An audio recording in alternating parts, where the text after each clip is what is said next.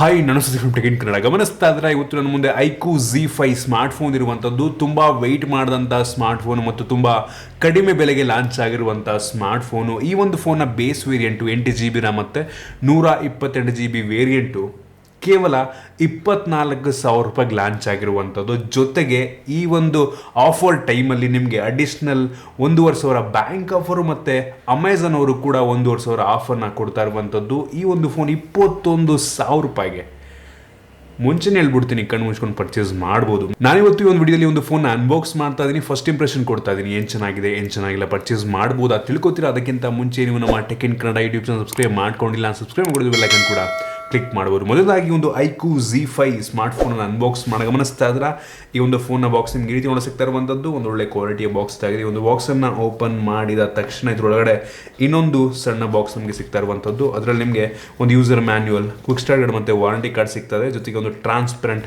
Back cover ಕೂಡ ಇರುವಂಥದ್ದು. ಅದರ ಕೆಳಗಡೆ ಡೈರೆಕ್ಟಾಗಿ ನಮಗೆ ಒಂದು ಸ್ಮಾರ್ಟ್ ಫೋನ್ ಸಿಗ್ತಾ ಇರುವಂಥದ್ದು.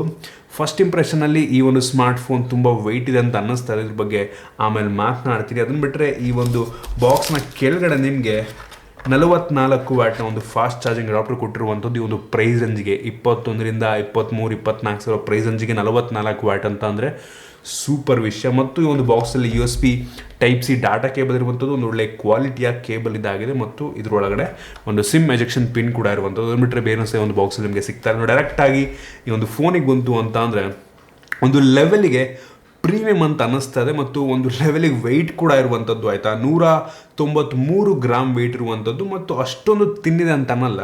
8.5 mm ಥಿಕ್ನೆಸ್ಸನ್ನು ಹೊಂದಿರುವಂಥದ್ದು. ಮುಂದ್ಗಡೆ ಇರುವಂಥದ್ದು ಗ್ಲಾಸು, ಸೊ ಅಷ್ಟು ಈಸಿಯಾಗಿ ಸ್ಕ್ರ್ಯಾಚ್ ಆಗಲ್ಲ. ಮುಂದ್ಗಡೆ ಅವರೇ ಸ್ಕ್ರೀನ್ ಗಾರ್ಡ್ ಹಾಕಿರೋ ಒಂದು ಒಳ್ಳೆ ವಿಷಯ. ಬೆಸಲ್ ಆಲ್ಮೋಸ್ಟ್ ಎಲ್ಲ ಕಡೆ ಕಡಿಮೆ ಇರುವಂಥದ್ದು, ಕಂಪೇರಿಟಿವ್ಲಿ ಬಾಟಮ್ ಸ್ವಲ್ಪ ಜಾಸ್ತಿ, ಅಷ್ಟೊಂದು ಜಾಸ್ತಿ ಇಲ್ಲ. ಆಯಿತಾ, ಬೇರೆ ಫೋನಿಗೆ ಕಂಪೇರ್ ಮಾಡಿದ್ರೆ ಒಂದು ಲೆವೆಲ್ಗೆ ಕಡಿಮೆ ಇರುವಂಥದ್ದು. ಫ್ರಂಟಲ್ಲಿ ಚೆನ್ನಾಗಿ ಕಾಣುತ್ತೆ. ಹಿಂದ್ಗಡೆ ಇರುವಂಥದ್ದು ಪ್ಲಾಸ್ಟಿಕ್ಕು ಬೇಜಾರಾಗುವಂಥ ವಿಷಯ.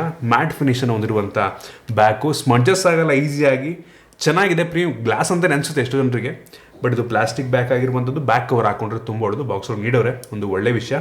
ಹಿಂದ್ಗಡೆ ನಿಮಗೆ ಟ್ರಿಪಲ್ ಕ್ಯಾಮ್ರಾ ಸೆಟಪ್ ಇರುವಂಥದ್ದು ಮತ್ತು ಸಿಂಗಲ್ LED ಫ್ಲಾಶ್ ಇದೆ. ಹಿಂದ್ಗಡೆ ಒಂದು ಲೆವೆಲ್ಗೆ ಚೆನ್ನಾಗಿ ಕಾಣುತ್ತೆ. ಮತ್ತು ಇದರಲ್ಲಿ side mounted finger print sensor ಇರುವಂಥದ್ದು. Type-C ಪೋರ್ಟ್ ಇದೆ, 3.5 ಹೆಡ್ಫೋನ್ ಜಾಕ್ ಮತ್ತು ಡೆಡಿಕೇಟೆಡ್ SD ಕಾರ್ಡ್ ಸ್ಲಾಟ್ ಕೂಡ ಇರುವಂಥದ್ದು. ಓವರಾಲ್ ಡಿಸೈನ್ ಮತ್ತು ಬಿಲ್ಡ್ ನನಗೆ ತುಂಬ ಇಷ್ಟ ಆಯಿತು. ಇನ್ನು ಡಿಸ್ಪ್ಲೇ ಬಗ್ಗೆ ಮಾತನಾಡಬೇಕಂತಂದರೆ ಒಂದು ಫೋನಲ್ಲಿ 6.67 ಇಂಚಿನ ಫುಲ್ HD ಪ್ಲಸ್ ರೆಸಲ್ಯೂಷನ್ ಹೊಂದಿರುವಂಥ IPS LCD ಡಿಸ್ಪ್ಲೇ ಇರುವಂಥದ್ದು. ಈ ಒಂದು ಡಿಸ್ಪ್ಲೇ 120 Hz ರಿಫ್ರೆಶ್ ರೇಟನ್ನು ಕೂಡ ಸಪೋರ್ಟ್ ಮಾಡುತ್ತೆ. ಇನ್ನು ವೇರಿಯಂಟ್ಗಳ ಬಗ್ಗೆ ಮಾತನಾಡಬೇಕಂತಂದರೆ ಸದ್ಯಕ್ಕೆ ಒಂದು ಫೋನ್ 2 ವೇರಿಯಂಟಲ್ಲಿ ಲಾಂಚ್ ಆಗ್ತಾ ಇರುವಂಥದ್ದು. 8GB RAM ಮತ್ತು 128GB ಸ್ಟೋರೇಜ್, ಮತ್ತು ಇನ್ನೊಂದು 12GB RAM ಮತ್ತು 256GB ಸ್ಟೋರೇಜು. ಸೂಪರ್ ಅಂತೀನಿ. ಇನ್ನು ಈ ಒಂದು ಫೋನ್ ಇರುವಂಥ ಪ್ರೋಸರ್ ಹೊಸ ಪ್ರೋಸರು ಸ್ನ್ಯಾಪ್ಡ್ರ್ಯಾಗನ್ 778, ತುಂಬ ಪವರ್ಫುಲ್ ಆಗಿರುವಂಥ ಪ್ರೋಸರ್. ನೀವು ಆರಾಮಾಗಿ ಪ್ರತಿಯೊಂದು ಡೇಟಾಸ್ ಮಾಡ್ಬೋದು, ಆಲ್ಮೋಸ್ಟ್ ಎಲ್ಲ ಗೇಮನ್ನು ಐ ಸೆಟ್ಟಿಂಗಲ್ಲಿ ಆಡ್ಕೊಬೋದು. ಇದ್ರ ಬಗ್ಗೆ ಇನ್ನೊಂದು ಇನ್ ಡೆಪ್ತ್ ರಿವ್ಯೂ ಬರುತ್ತೆ, ಅದಕ್ಕೋಸ್ಕರ ವೆಯ್ಟ್ ಮಾಡಿ. ಇನ್ನು ಕ್ಯಾಮ್ರಾ ಬಗ್ಗೆ ಮಾತನಾಡಬೇಕಂತ ಅಂದರೆ ಈ ಒಂದು ಫೋನಲ್ಲಿ ಟ್ರಿಪಲ್ ಕ್ಯಾಮ್ರಾ ಇರುವಂಥದ್ದು. 64 MP ಮೇನ್ ಸೆನ್ಸರ್, 8 MP ಇದು ಒಂದು ಅಲ್ಟ್ರಾ ವೈಡು ಮತ್ತು ಇನ್ನೊಂದು 2 MP ಒಂದು ಮ್ಯಾಕ್ರೋ ಲೆನ್ಸ್ ಇರುವಂಥದ್ದು. ಫ್ರಂಟಲ್ಲಿ ನಿಮಗೆ 16 MP ಕ್ಯಾಮ್ರಾ ಇದೆ. ಸೊ ನನ್ನ ಫಸ್ಟ್ ಇಂಪ್ರೆಷನಲ್ಲಿ ಈ ಒಂದು ಫೋನ್ ತೆಗೆಯುವಂಥ ಕ್ಯಾಮ್ರಾ ಓಕೆ ಅಂತೀನಿ, ಹೆವಿ ಇಂಪ್ರೆಸಿವ್ನಲ್ಲ, ಓಕೆ, ಬೆಲೆಗೆ ತಕ್ಕಂಗಿರುವಂಥದ್ದು. ಇನ್ನೂ ಸಕಲಾಗಿರಬೇಕಾಗಿತ್ತು ನನಗೆ ಅನಿಸ್ದಂಗೆ. ಇನ್ನು ಸೆಕ್ಯೂರಿಟಿ, ಈ ಒಂದು ಫೋನಲ್ಲಿ side mounted finger print sensor ಇದೆ ಮತ್ತು ಫೇಸ್ ಅನ್ಲಾಕ್ ಕೂಡ ಇರುವಂಥದ್ದು. ಇದು ಕೂಡ ನಾನು ನೋಡ್ದಂಗೆ ಒಂದು ಲೆವೆಲ್ಗೆ ಫಾಸ್ಟ್ ಆಗಿರುವಂಥದ್ದು, ಪರವಾಗಿಲ್ಲ, ತುಂಬ ಫಾಸ್ಟಾಗಿಯೇ ಅನ್ಲಾಕ್ ಮಾಡುತ್ತೆ. ಇದ್ರ ಬಗ್ಗೆ ನೆಕ್ಸ್ಟ್ ವಿಡಿಯೋಲಿ ಇನ್ ಡೆಪ್ತ್ ತಿಳಿಸ್ಕೊಡ್ತೀನಿ. ಇನ್ನು ಬ್ಯಾಟ್ರಿ ಬಗ್ಗೆ ಮಾತನಾಡಬೇಕಂತ ಅಂದರೆ ಒಂದು ಫೋನಲ್ಲಿ 5000 mAh ಕೆಪಾಸಿಟಿ ಬ್ಯಾಟ್ರಿ ಇದೆ ಮತ್ತು ಬಾಕ್ಸ್ ಒಳಗೆ 44 ವ್ಯಾಟ್ನ ಫಾಸ್ಟ್ ಚಾರ್ಜಿಂಗ್ ಅಡಾಪ್ಟರ್ ಕೊಟ್ಟಿದ್ದಾರೆ. ಸೂಪರ್ ವಿಷಯ ಅಂದರೆ ಅದಕ್ಕೆ ಇಷ್ಟಪಡ್ತೀನಿ. ಇನ್ನು ಈ ಒಂದು ಫೋನಲ್ಲಿ ನಿಮಗೆ ಸ್ಟೀರಿಯೋ ಸ್ಪೀಕರ್ ಸಿಗ್ತಾ ಇರುವಂಥದ್ದು ಒಂದು ಒಳ್ಳೆ ವಿಷಯ. ಈ ಒಂದು ಫೋನಲ್ಲಿ ನಿಮಗೆ ಆಲ್ಮೋಸ್ಟ್ ಪ್ರತಿಯೊಂದು ಸೆನ್ಸರ್ಸ್ ಕೊಟ್ಟಿದ್ದಾರೆ ಮತ್ತು Android 11ನ ಬೇಸ್ ಮೇಲೆ ಆಗ್ತಿರುವಂಥ ಫನ್ ಟಚ್ ವಾಯ್ಸ್ ಇರುವಂಥದ್ದು. ಇದು ಒಂದು ಲೆವೆಲ್ಗೆ ನಿಯರ್ಲಿ ಸ್ಟಾಕ್ ಆ್ಯಂಡ್ರಾಯ್ಡ್ ಎಕ್ಸ್ಪೀರಿಯನ್ಸ್ ನಿಮಗೆ ನೀಡುತ್ತೆ, ಒಂದು ಒಳ್ಳೆ ವಿಷಯ ಅಂತೀನಿ. ಓವರಾಲ್ ಈ ಒಂದು ಫೋನ್ ಈ ಒಂದು ಪ್ರೈಸ್ ರೇಂಜಿಗೆ ಪರ್ಸ್ನಲಿ ನನ್ನ ಫಸ್ಟ್ ಇಂಪ್ರೆಷನ್ಗೆ ಬೆಂಕಿ ಅಂತ ಹೇಳೋದಕ್ಕೆ ಇಷ್ಟಪಡ್ತೀನಿ. ಈ ಒಂದು ಆಫರ್ ಟೈಮಲ್ಲಿ ತೊಗೊಂಡ್ರು ಅಂತೂ ಸ್ಟೀಲು ಕಣ್ಣು ಮುಚ್ಕೊಂಡು ಕೊಡ್ಬೋದು. 21,000 ರೂಪಾಯಿಗೆ ಈ ಒಂದು ಫೋನ್ ಸಖತ್ತಾಗಿದೆ. ಗೇಮರ್ಸ್ಗಳಿಗಂತೂ ಮಾಡಿಸ್ದಂಗಿದೆ. ಕೆಲವು ಜನಕ್ಕೆ IPS ಡಿಸ್ಪ್ಲೇ ಇದೆ, ಅದು ಮ್ಯಾಟ್ರ್ ಆಗಲ್ಲ ಅಂತಂದರೆ ನನಗೂ ಬೇಜಾರಾಯಿತು. AMOLED ನೀಡಬೇಕಾಗಿತ್ತು ಮತ್ತು ಬ್ಯಾಕು, ಇದಕ್ಕೆ ಗ್ಲಾಸ್ ಬ್ಯಾಕ್ ನೀಡಬೇಕಾಗಿತ್ತು.